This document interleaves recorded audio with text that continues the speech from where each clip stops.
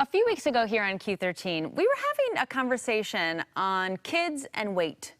It is a tricky subject to navigate for parents, and that's a lot what we were talking about here. So this morning, we want to bring in the expert to talk about this. This is Katherine Metzelaar with Seattle's Bravespace Nutrition to talk about helping your kids really create a healthy body image early on. Thank you so much for being here. It's my pleasure. I really I'm so appreciate happy it. to be here. Yeah, so let's just start with when we talk about a healthy body image, what does that mean when talking to our kids? Yeah, well, I think first and foremost, it's important that kids understand that their bodies are inherently good just as they are.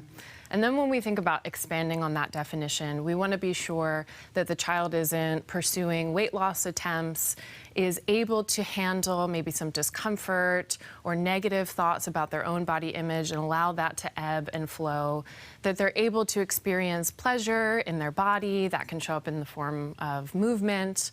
Right, so it's really important that we look at all different elements of what it means to have a healthy body image as young children. Yeah.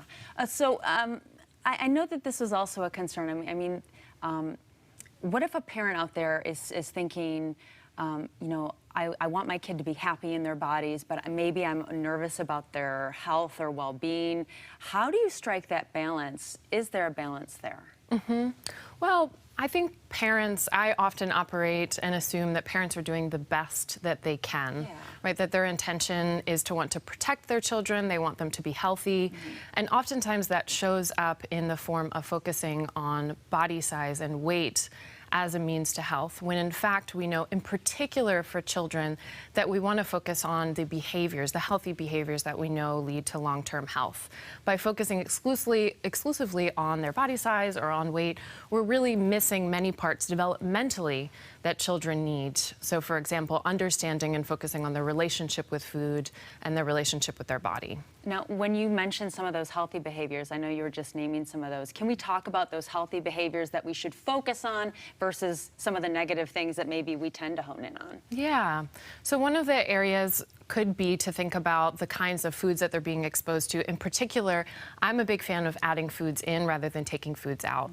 So we know that children, no matter what and in which environment they are in, they're going to be exposed to a lot of different varieties of food. So if parents are restricting foods in the house, we know that they will find them anyway, right? And then you get that feeling of sort of scarcity, I feel like. Absolutely. That's not a good feeling to have, I'm sure. Absolutely. And so we know children that are put on diets at a young age or are told that they're good and bad foods, not only do they feel like when they eat those foods that they are inherently bad or inherently good, but that they tend to hide foods or they end up overeating or binging on those foods otherwise. So it can be a really great opportunity for parents to talk about food, invite kids into the kitchen, talk about the way in which foods make them feel, rather than focusing on the external value of the foods themselves. This is good, this is bad. I mean, I feel like we've all heard that. I feel like we still use those terms, absolutely. Yeah. So just talking a little bit about, you know, making sure the parents have these conversations with their kids. At what age should we start having those types of conversations? Such a good question. I think the younger the better. Kids are incredibly intuitive and so curious. And so they're often observing things in their environment, both in their home environment and in their external environment. So kids will have questions, you'll hear them say things. And so we know that our relationship with our body forms at a very young age. We start to conceptualize things around age 2 or 3. And so it's important that not only do parents have conversations with their kids about some of the things that they might be saying or learning, but also that they have an opportunity to really model it for themselves, to model the way in which they talk about their bodies or their relationship. Like setting the example.